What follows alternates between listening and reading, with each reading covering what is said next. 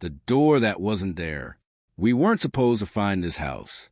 It sat at the end of a narrow road, half in behind trees that looked wrong, too still, like they were watching instead of growing. The price made no sense. My dad didn't care. He said it was luck. My mom didn't say anything at all. The first day felt normal. Unpacking, footsteps echoing through empty rooms, the smell of dust, and something older, something damp. That night, I woke up suddenly. No noise, no nightmare, just a feeling, like someone was standing in the hallway. I checked the time, 3:17 a.m. I opened my door, and that's when I saw it. A door at the end of the hallway. It wasn't there before. No handle, no frame, just a tall, dark shape cutting into the wall, like it had always belonged there. I stared at it, trying to make sense of what I was seeing. Then I heard it, breathing, slow, deep, wet, coming from the other side. I couldn't move. Every instinct told me to run, but something else, something heavier, kept me there, waiting, listening, until suddenly the breathing stopped, and right in front of my eyes, the door was gone, like it had never existed. Chapter 2, It Knows We're Here. The next morning, I checked the hallway again. Nothing, just a plain wall. I told myself I imagined it, but that night, at 3:17 a.m., I woke up again. This time, I didn't move right away, because I already knew what I'd see. The door was back, same place, same darkness, but this time, it wasn't quiet. Something was scratching on the other side, slow, careful, like it was tracing the surface, learning it. Then, a voice, soft, cracked. Hello?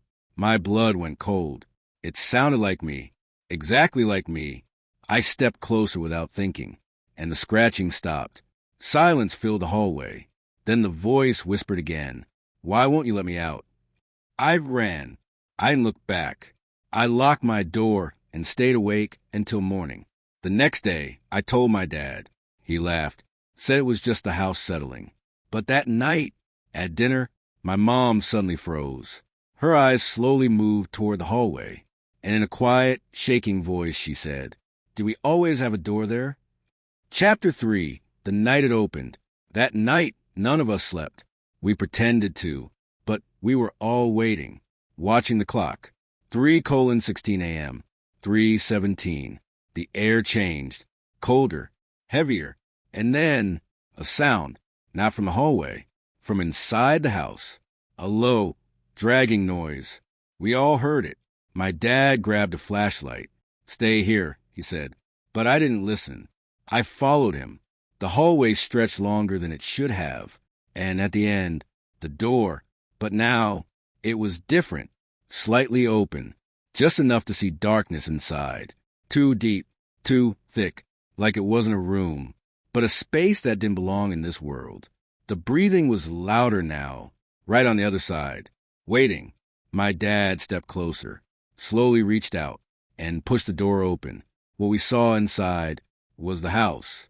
Our house, but older, rotting, walls peeling, floors stained dark.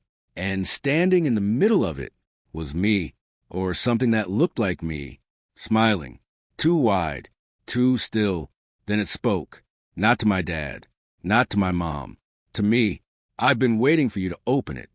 The lights went out, the door slammed shut, and when they came back on, my dad was gone. The hallway was empty, except for one thing. The door, still there, still open, and from inside, something was now trying to come out. Chapter 4, The One Who Came Back. We never called the police. What would we even say? That a door appeared out of nowhere and swallowed my dad? No one would believe us. By morning, the door was gone, just a wall again, like nothing had happened. But the house felt different, quieter, heavier, like it was full. My mom didn't speak. She just sat at the kitchen table, staring at nothing for hours.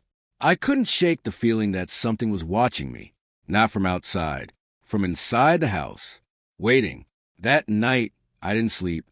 I kept my eyes on the clock. 3:16 a.m. My chest tightened. 3:17. The hallway light flickered on by itself, And slowly, the door came back. But this time, it wasn't at the end of the hallway. It was right outside my room, closer than ever before. And it was already open, wide, waiting. The air coming from inside was cold and wrong. And then, footsteps from inside the door. Something was walking out, slow, dragging, unsteady. I couldn't move. I couldn't breathe. And then I saw him, my dad, standing in the doorway. But something was wrong. His skin looked pale, stretched, like it didn't fit him anymore. His eyes, too dark, too empty. He smiled, the same way that thing inside the house had smiled. Too wide, too still. "Hey," he said softly, "I'm back." My mom came running into the hallway. The moment she saw him, she froze, because deep down, she knew that wasn't him. He stepped forward, out of the doorway, and as soon as his foot touched the floor, the door slammed shut behind him. Gone. Just a wall again. Silence filled the house. My dad, looked at both of us, then tilted its head slightly, confused, curious, learning, and in a voice that almost sounded human, it asked, "Why do you look scared?" That was 3 nights ago. The door hasn't appeared since. But something else has. It walks through the house at night, opens doors, stands outside my room, breathing. Sometimes it stands there for hours. And last night, I heard it whisper through the door, in my voice, perfect, unmistakable. "Don't worry, you'll get your turn.